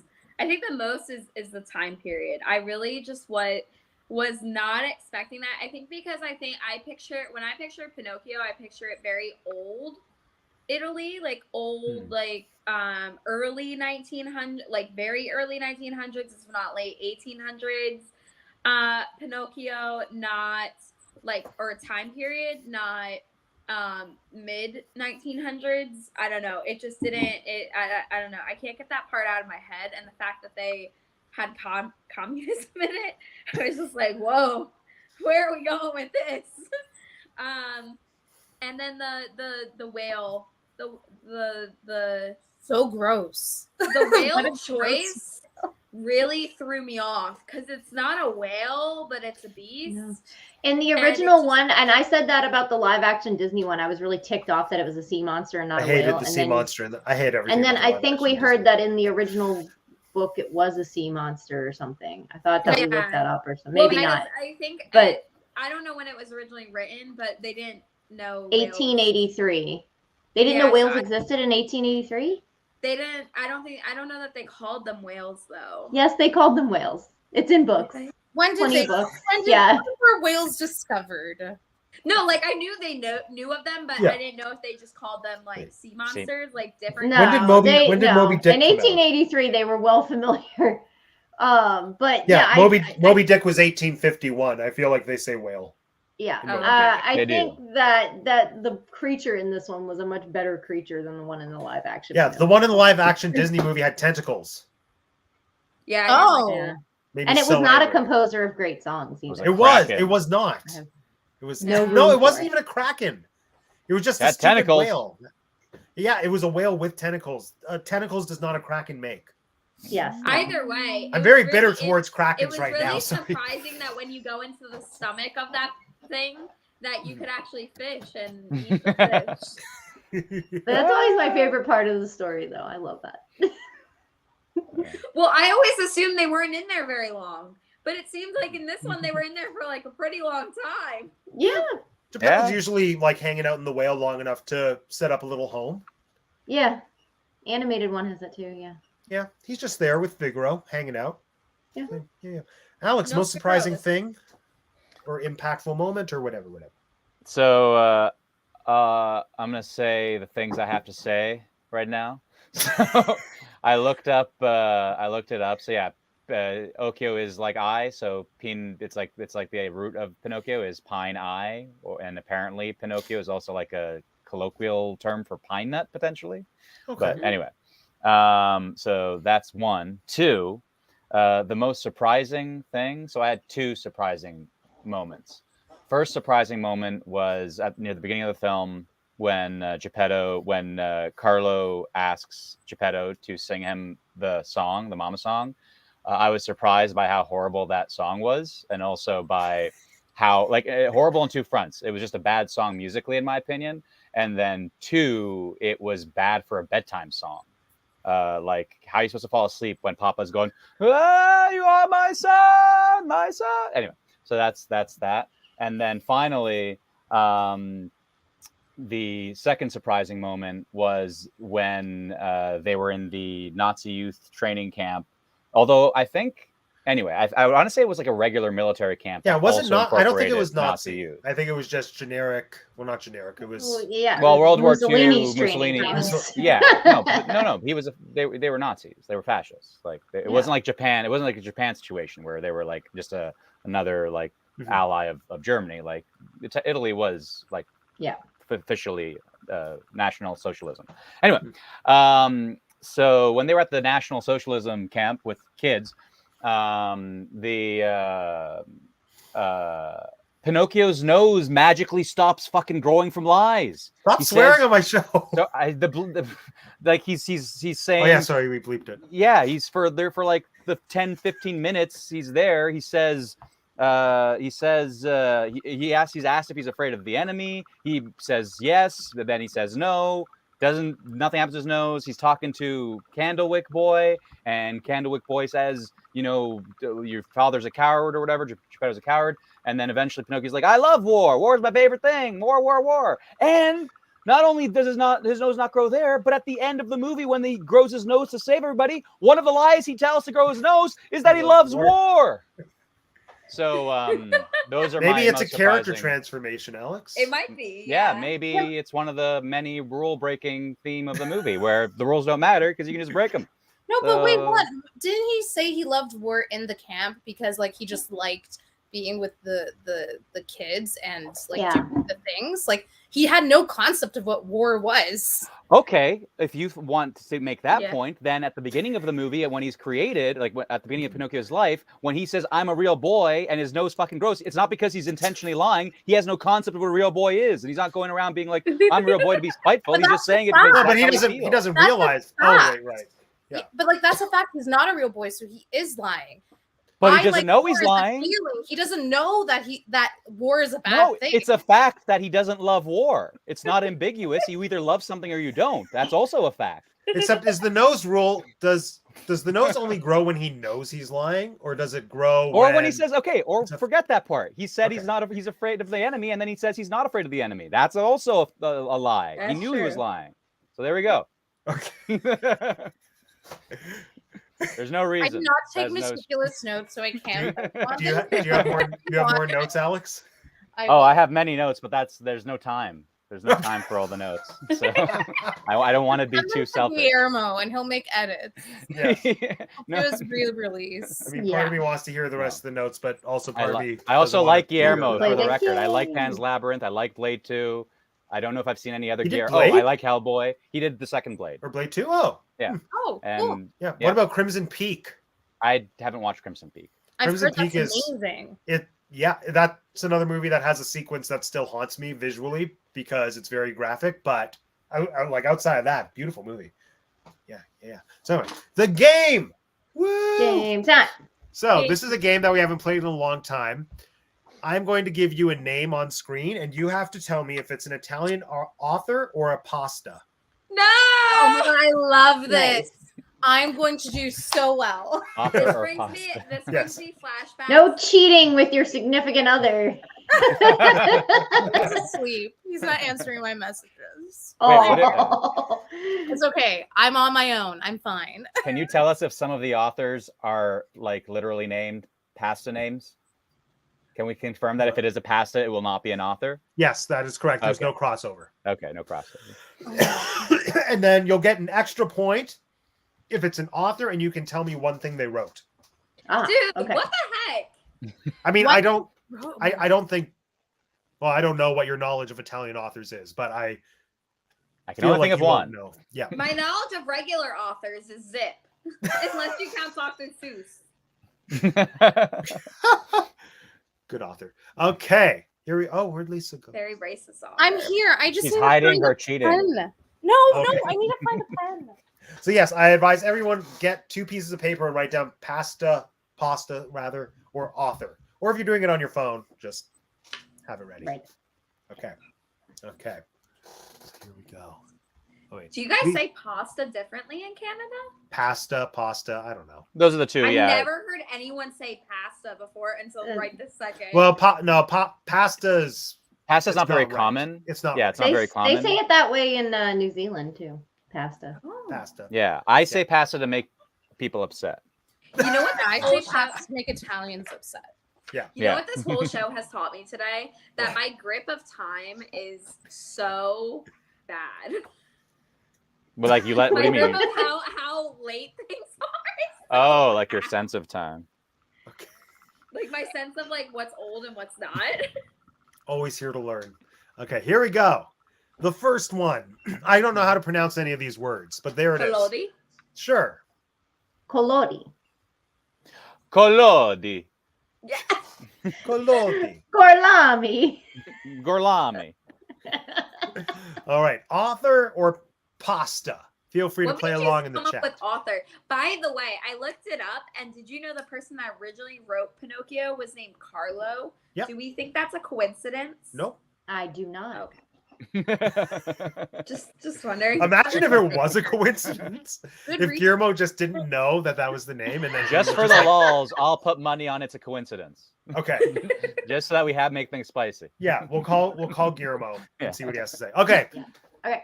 Answers. We'll start with Jeanette. Oh, What's that hello. say? Come on, hold on. Yeah. Author Pinocchio. Okay. I put in Lisa, the author column. you said author. Okay. Who are you? Morgan? I said author. You both said I didn't author. put one, but Yeah. now that she wrote Pinocchio, I literally just looked up the guy's name, and I'm pretty sure that's right. Yep, that's him. That's Carlo Collodi wrote Pinocchio. Oh, nice. Yeah. I feel very dumb. All right, next. Campanelli. Do we get extra points if we can tell you what shape something is? Yo, is that trying to throw me off? If you Yep. draw it, Exactly right. Well, it's gonna then work. you'll get the point. Okay. Sounds yeah, so Jeanette's a much chef. like a food. Sorry. Well, so does Collodi. No, not to me anyway. I want a piping hot bowl of Collodi. No, that's No. cannibalism, and that's not allowed here. Even I am edible, but that is called cannibalism. children. Cannibalism It is and is in fact frowned upon. in most cultures. Society. Okay, we'll go backwards. Alex. Pasta. Okay. Morgan. Pasta. Lisa.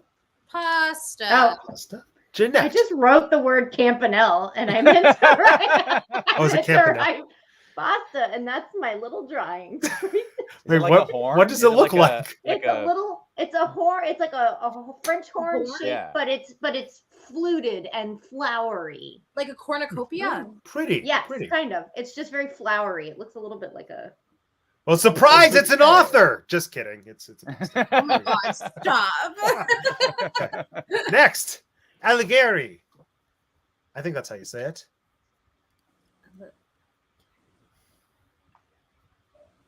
Italian. So difficult. Okay. We'll start with Jeanette. 1 for author. Lisa. Pasta. Pasta. Okay. Ooh, we're getting different opinions. Morgan. Author. Author. Okay. Alex. Author. Author. It is in fact an author. Ah, dang. Didn't sound very edible to me. What did they write? The Divine Comedy. So Dante's Inferno and Oh my god. I knew it sounded really familiar. I was like, dang it, I don't know what this person wrote, but I know their Sounds name. familiar, but I've never I'm heard that before. so upset. I am my theater degree. You better be glad that he's not awake, okay? From here on out, though, I don't know what the other authors wrote. Oh, So- great. Well, how would you know if we get the extra point? Because if you know the author well enough to name a book, I trust you. Okay. Wait a I don't- minute. Name All right, random- everybody write books. And Yeah. I'll fact. I have Google. I can fact check. Next, Oh, lol. Yeah, obviously. Oh. Machiavelli. Yeah, I'll Sometimes write it down, I guess. served with cheese. Actually, I won't write it down because you'll Mac yeah. and cheese. Machiavelli and cheese. Wait, are you trying to throw me off? Please don't do this. I've don't had a very long day. I don't know. I'm just saying Machiavelli and cheese is one of my favorite meals. Wait. It's all coming back. It's all Coming coming back to Now I you don't now. know. back. Let's start with Alex. Yeah, he's an author and he wrote The Prince. I didn't write it down, but that's the name of the book. What? Okay, let me Google it. Morgan? I want to say both.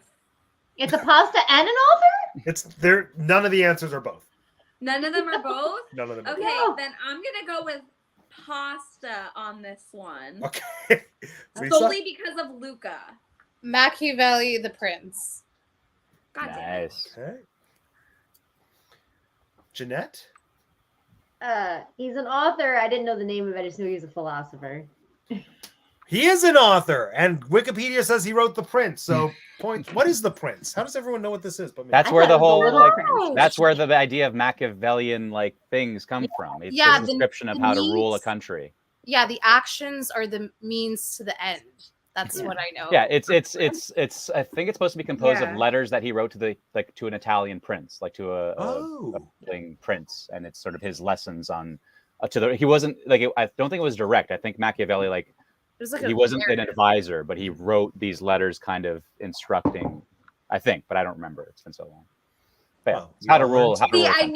knew it had something to do with government, so I knew he was an author. But in Luca, the cat's name is Machiavelli, and they eat pasta, so I thought it was a pasta. Machiavelli and cheese. Mac and cheese. This one, tailgate. Tagliatelle. Sure. Tagliatelle. Oh, Tagliatelle. I wonder why Jeanette knows how to pronounce that. I read. Yeah, yeah.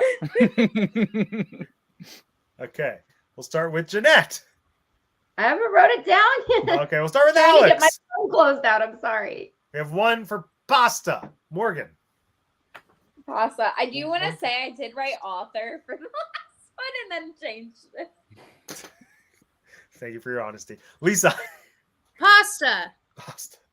Okay, Jeanette. now I have it written. Sorry. My thing had closed. It's a pasta. Of course it is. Oh yeah, it sounds yummy. It does. It's just a long, look thin like? pasta. It doesn't look hardly any different than Fettuccine. fettuccine or linguine. It looks very Oh. similar. Yeah. I have some tail. Ratatouille. Ratatouille. Radatori. Oh, I didn't spell it right. Well, how is it spelt? Because Yeah, that's very spelled important. correctly. How appetizing I think it is. R-A-D-I-A-T-O-R-I. There's supposed to be another I. I? Yeah. D- Oh, right. I? Oh, There's supposed to be an I after the D. radiatori. Radiatori. So it's supposed to be R-A-D-I-A-T-O-R-I. Radiatori. Radiatory. Radioactive. Oh, Jeanette. Pasta, and it's the little swirly guys. Like a radiator coil. Lisa. Exactly. yeah, pasta. Pasta. Morgan. Pasta. Pasta. Alex. Oh wait, no, Author. no. You wrote author. I didn't. I wrote both. That's what you locked in. I didn't. It's Obviously too late. It was a pass. Nope, it's over. It's a Alex, pasta. Danielle, be on the same playing Fine, field as fine. the I'll two take of a us. hit. I'll take. Is a it hit. pasta or is it an ether? Oh. Yes, it's a pasta. Nice. There we go. Next, this Gemelli? gemelle.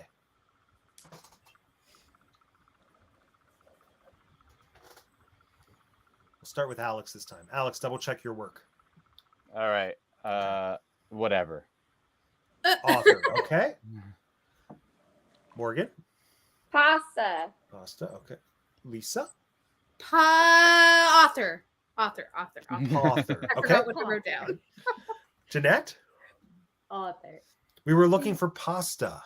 Oh, what pasta is that one? I don't I've never know. heard of that. Let me see. But Hold on. it's a I thing. know now. There's Yeah. literally a pasta. Oh, okay.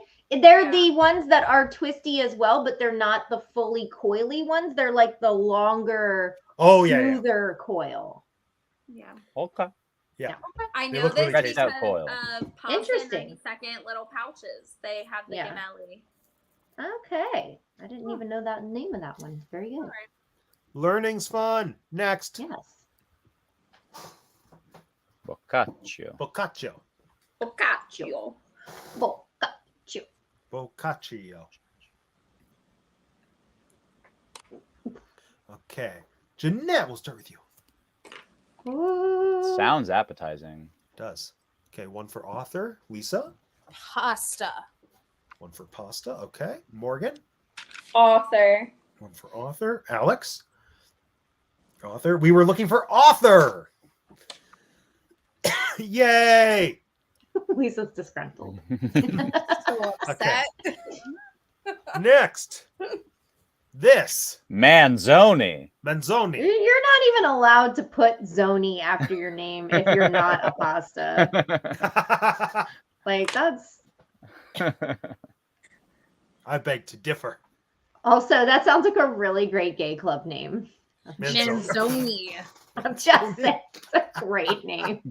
It's hilarious. It Alex, sounds you like first. something I would call a Zamboni when I was little. One for author. Oh my gosh. You have Zambonis in the States? Cool. Morgan. We have ice, You're right? such We a have Disney Canadian. on Ice. No, that's true. Okay. We have pasta. Okay. Lisa. Pasta. Pasta. Believe- Jeanette. Author. It is an author. Damn it! Ugh. Jeanette, was that strategy? I just literally felt like if there was a pasta named Manzoni, I would have heard of that one. And I That makes had sense. heard of gemelli. I just didn't associate it with anything. So I was like, eh. I thought there If was there a was brand any- of pasta named Manzoni. If there's like anything that brand. would have been both, gemelli would have been the one I would have said was both. But Manzoni, I'd know if there was Manzoni pasta. All right. Final question of the regular round. Jumbo shells. So it's an author, right? I don't know. Jumbo. Oh, I'm not going to draw Shells. that one. That doesn't look good. I will say That does there not is- look I right. was right. There is a pasta dish called the Manzoni. That's a dish, though, not the pasta itself. I'm Yeah. just saying. It's I'm with just spaghetti. saying- It even says it in the description.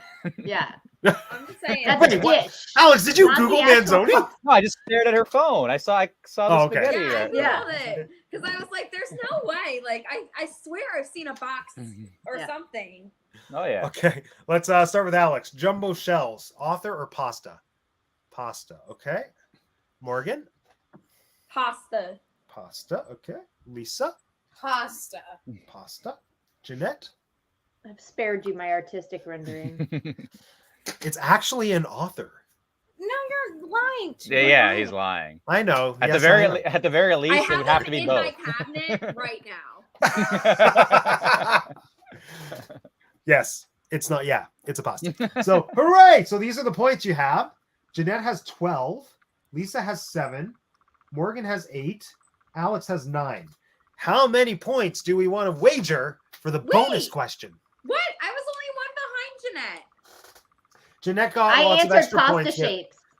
with her drawings and with her books. I Wait a didn't know minute. we You were didn't gonna include. do You this didn't say shit. that I drawings wanted to gave do us it extra Yes, points. I Yes, he did. did. Yes, he did.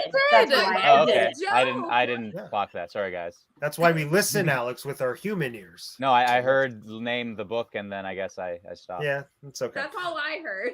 There we go. So how many points does everyone want to wager? Dang it. All of them. Oh, All of them. No, yeah, no. Leave me one so I can win by technicality. okay.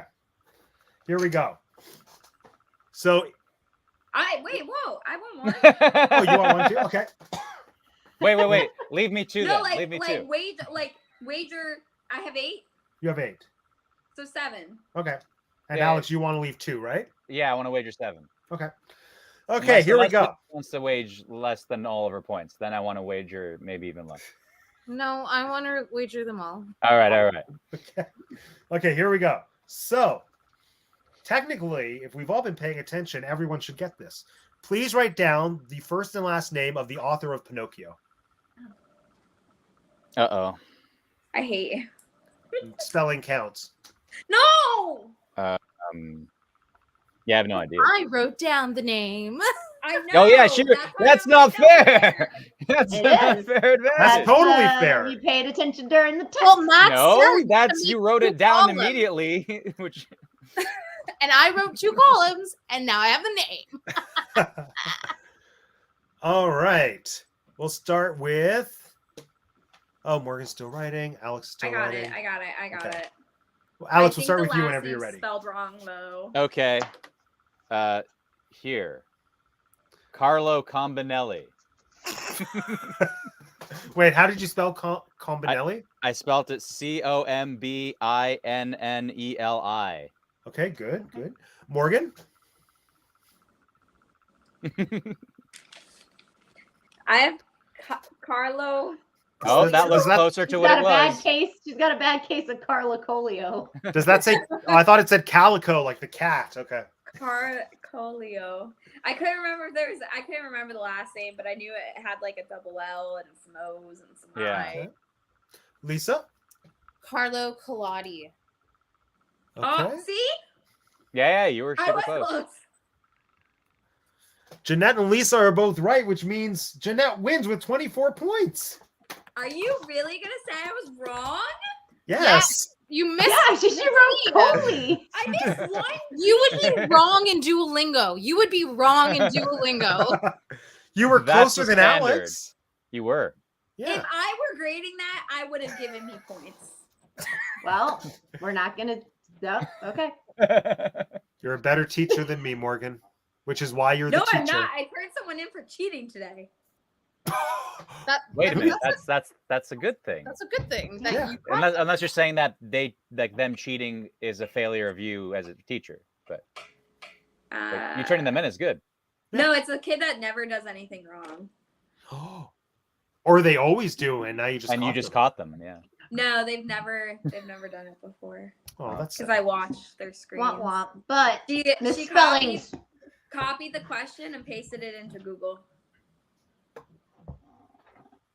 Tisk tisk. so much easier for kids to Game. cheat nowadays. And if you get caught Googling during one of Matt's games, we'll take you out back and shoot you. Oh my god! Yay! Shoot the puppet! Shoot the Yeah. cheaters, the Googlers. Oh my gosh. Oh, we're gonna be on the news. Okay. Closing thoughts about Guillermo del Toro's Pinocchio. Starting with Jeanette. I will be rewatching this movie. I loved it. It's like a perfect mingling for me. It's a child's fairy tale, and it's really dark, and it's got a lot of. To me, it felt like it had a subtext that I could pick up on in a rewatch. And I think that the character design and the set design was gorgeous. The only thing I will say, overall negative, the music was not great. Oh, The score was didn't great. didn't The need to be music was musical. not great. Yeah, no. Could have left that out. But yeah. Lisa, closing thoughts. Yeah, loved it. I will not be rewatching it anytime soon just because it was like so sad. Like I can't bear another cry like that and for a while. But I will be watching Guillermo's other movies because of it. So Brace yourself in Crimson Peak when they get into the bathroom. I can't wait. I've heard so many good things about it. The poor man's face and that poor sink. Anyway. Morgan. It was good. It is my favorite Pinocchio by far. Will I ever rewatch it? Probably not. Good assessment. And if they try to put it on at school, I may say they may want to just check prior to putting it on. Well said. Alex. Well, so yeah, I think that I personally felt a lot of what this movie maybe has in terms of like value.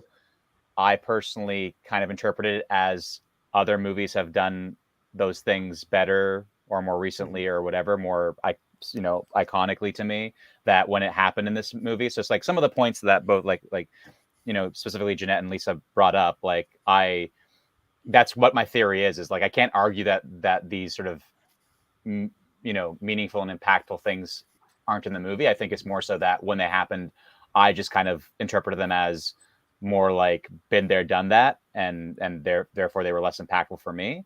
So I think on that note, I'd be curious to watch it again and try to have more of like an open mind in that sense, and try to watch it with kind of a more fresh perspective, if that makes sense. But like Morgan, I didn't really like the movie, and so no, not like Morgan. Like she didn't say that, but like Morgan, my lack of liking the movie disincentivizes me from wanting to watch it again. So I'm not sure if I'll ever watch it again. But I do want to watch I want to go back and watch the Disney Pinocchio to just see where Animated, right? Memories. Not the Tom Hanks. I wasn't even aware that there was a Tom Hanks. No, Pinocchio. keep it that way. Keep it that way. Yeah, like I really, it's I don't know, but so I'll I may watch that one too. Like I may Mine not, as well. Go on. Just do the Pinocchio thing. Pick up the book. But yeah, so that's closing thoughts. Well said. No, I feel like I agree with most of all the points. Like Jeanette said, it's very much the type of movie that appeals to me. Like I like reimaginings of classic stories that bring a new perspective to what is familiar and then have me think about it in a new way. I feel there was a lot of depth, and definitely there was stuff that merits a rewatch. I don't think I'll rewatch it anytime soon because the emotions, but like probably within the year or so, who knows? We'll see. And it was also just really nice. Like I've always said, I love Guillermo movies, but it's hard for me to watch them. So it was nice to see something that was Guillermo directed that didn't have as high a gruesome factor as I've seen in some of his other films that I loved, like Pan's Labyrinth or Crimson Peak, because those are movies that I just can't bring myself to rewatch, knowing how violent some of them get. So seeing Guillermo bring all of his artistry and his really cool perspective to something that's a bit more family friendly was nice. So yeah, hooray! All right, everyone, time to sign off. Tell us who you are. Tell us anything you want us to know about you. We'll start with Jeanette. Hi, so I'm Tinker J. You can find me here on Wednesdays on Teacup for One. And you can find me Thursdays, new episodes of We Like Theme Parks. And then you can also catch me in, Walt Disney World, quite a few times throughout the year. And you should say hi. Woo! Hi, Jeanette. Bye, Jeanette. Hi, I'm Morgan. I'm from Teaching Disney. I'm on a bit of a YouTube hiatus right now, so no new content at the current moment, but you can go follow me on my Instagram, which is also on my YouTube, and I occasionally post some different things, current things that are going on in the park.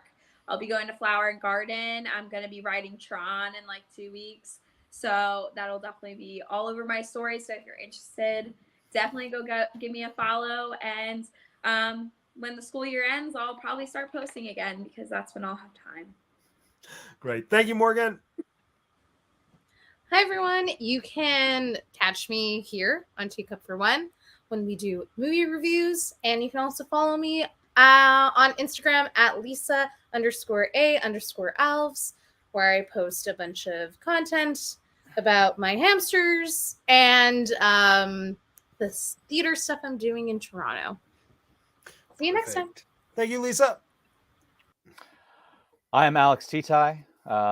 In spite of what you may think, I do like Guillermo del Toro's work that I've seen, as I already iterated, but I'll reiterate now.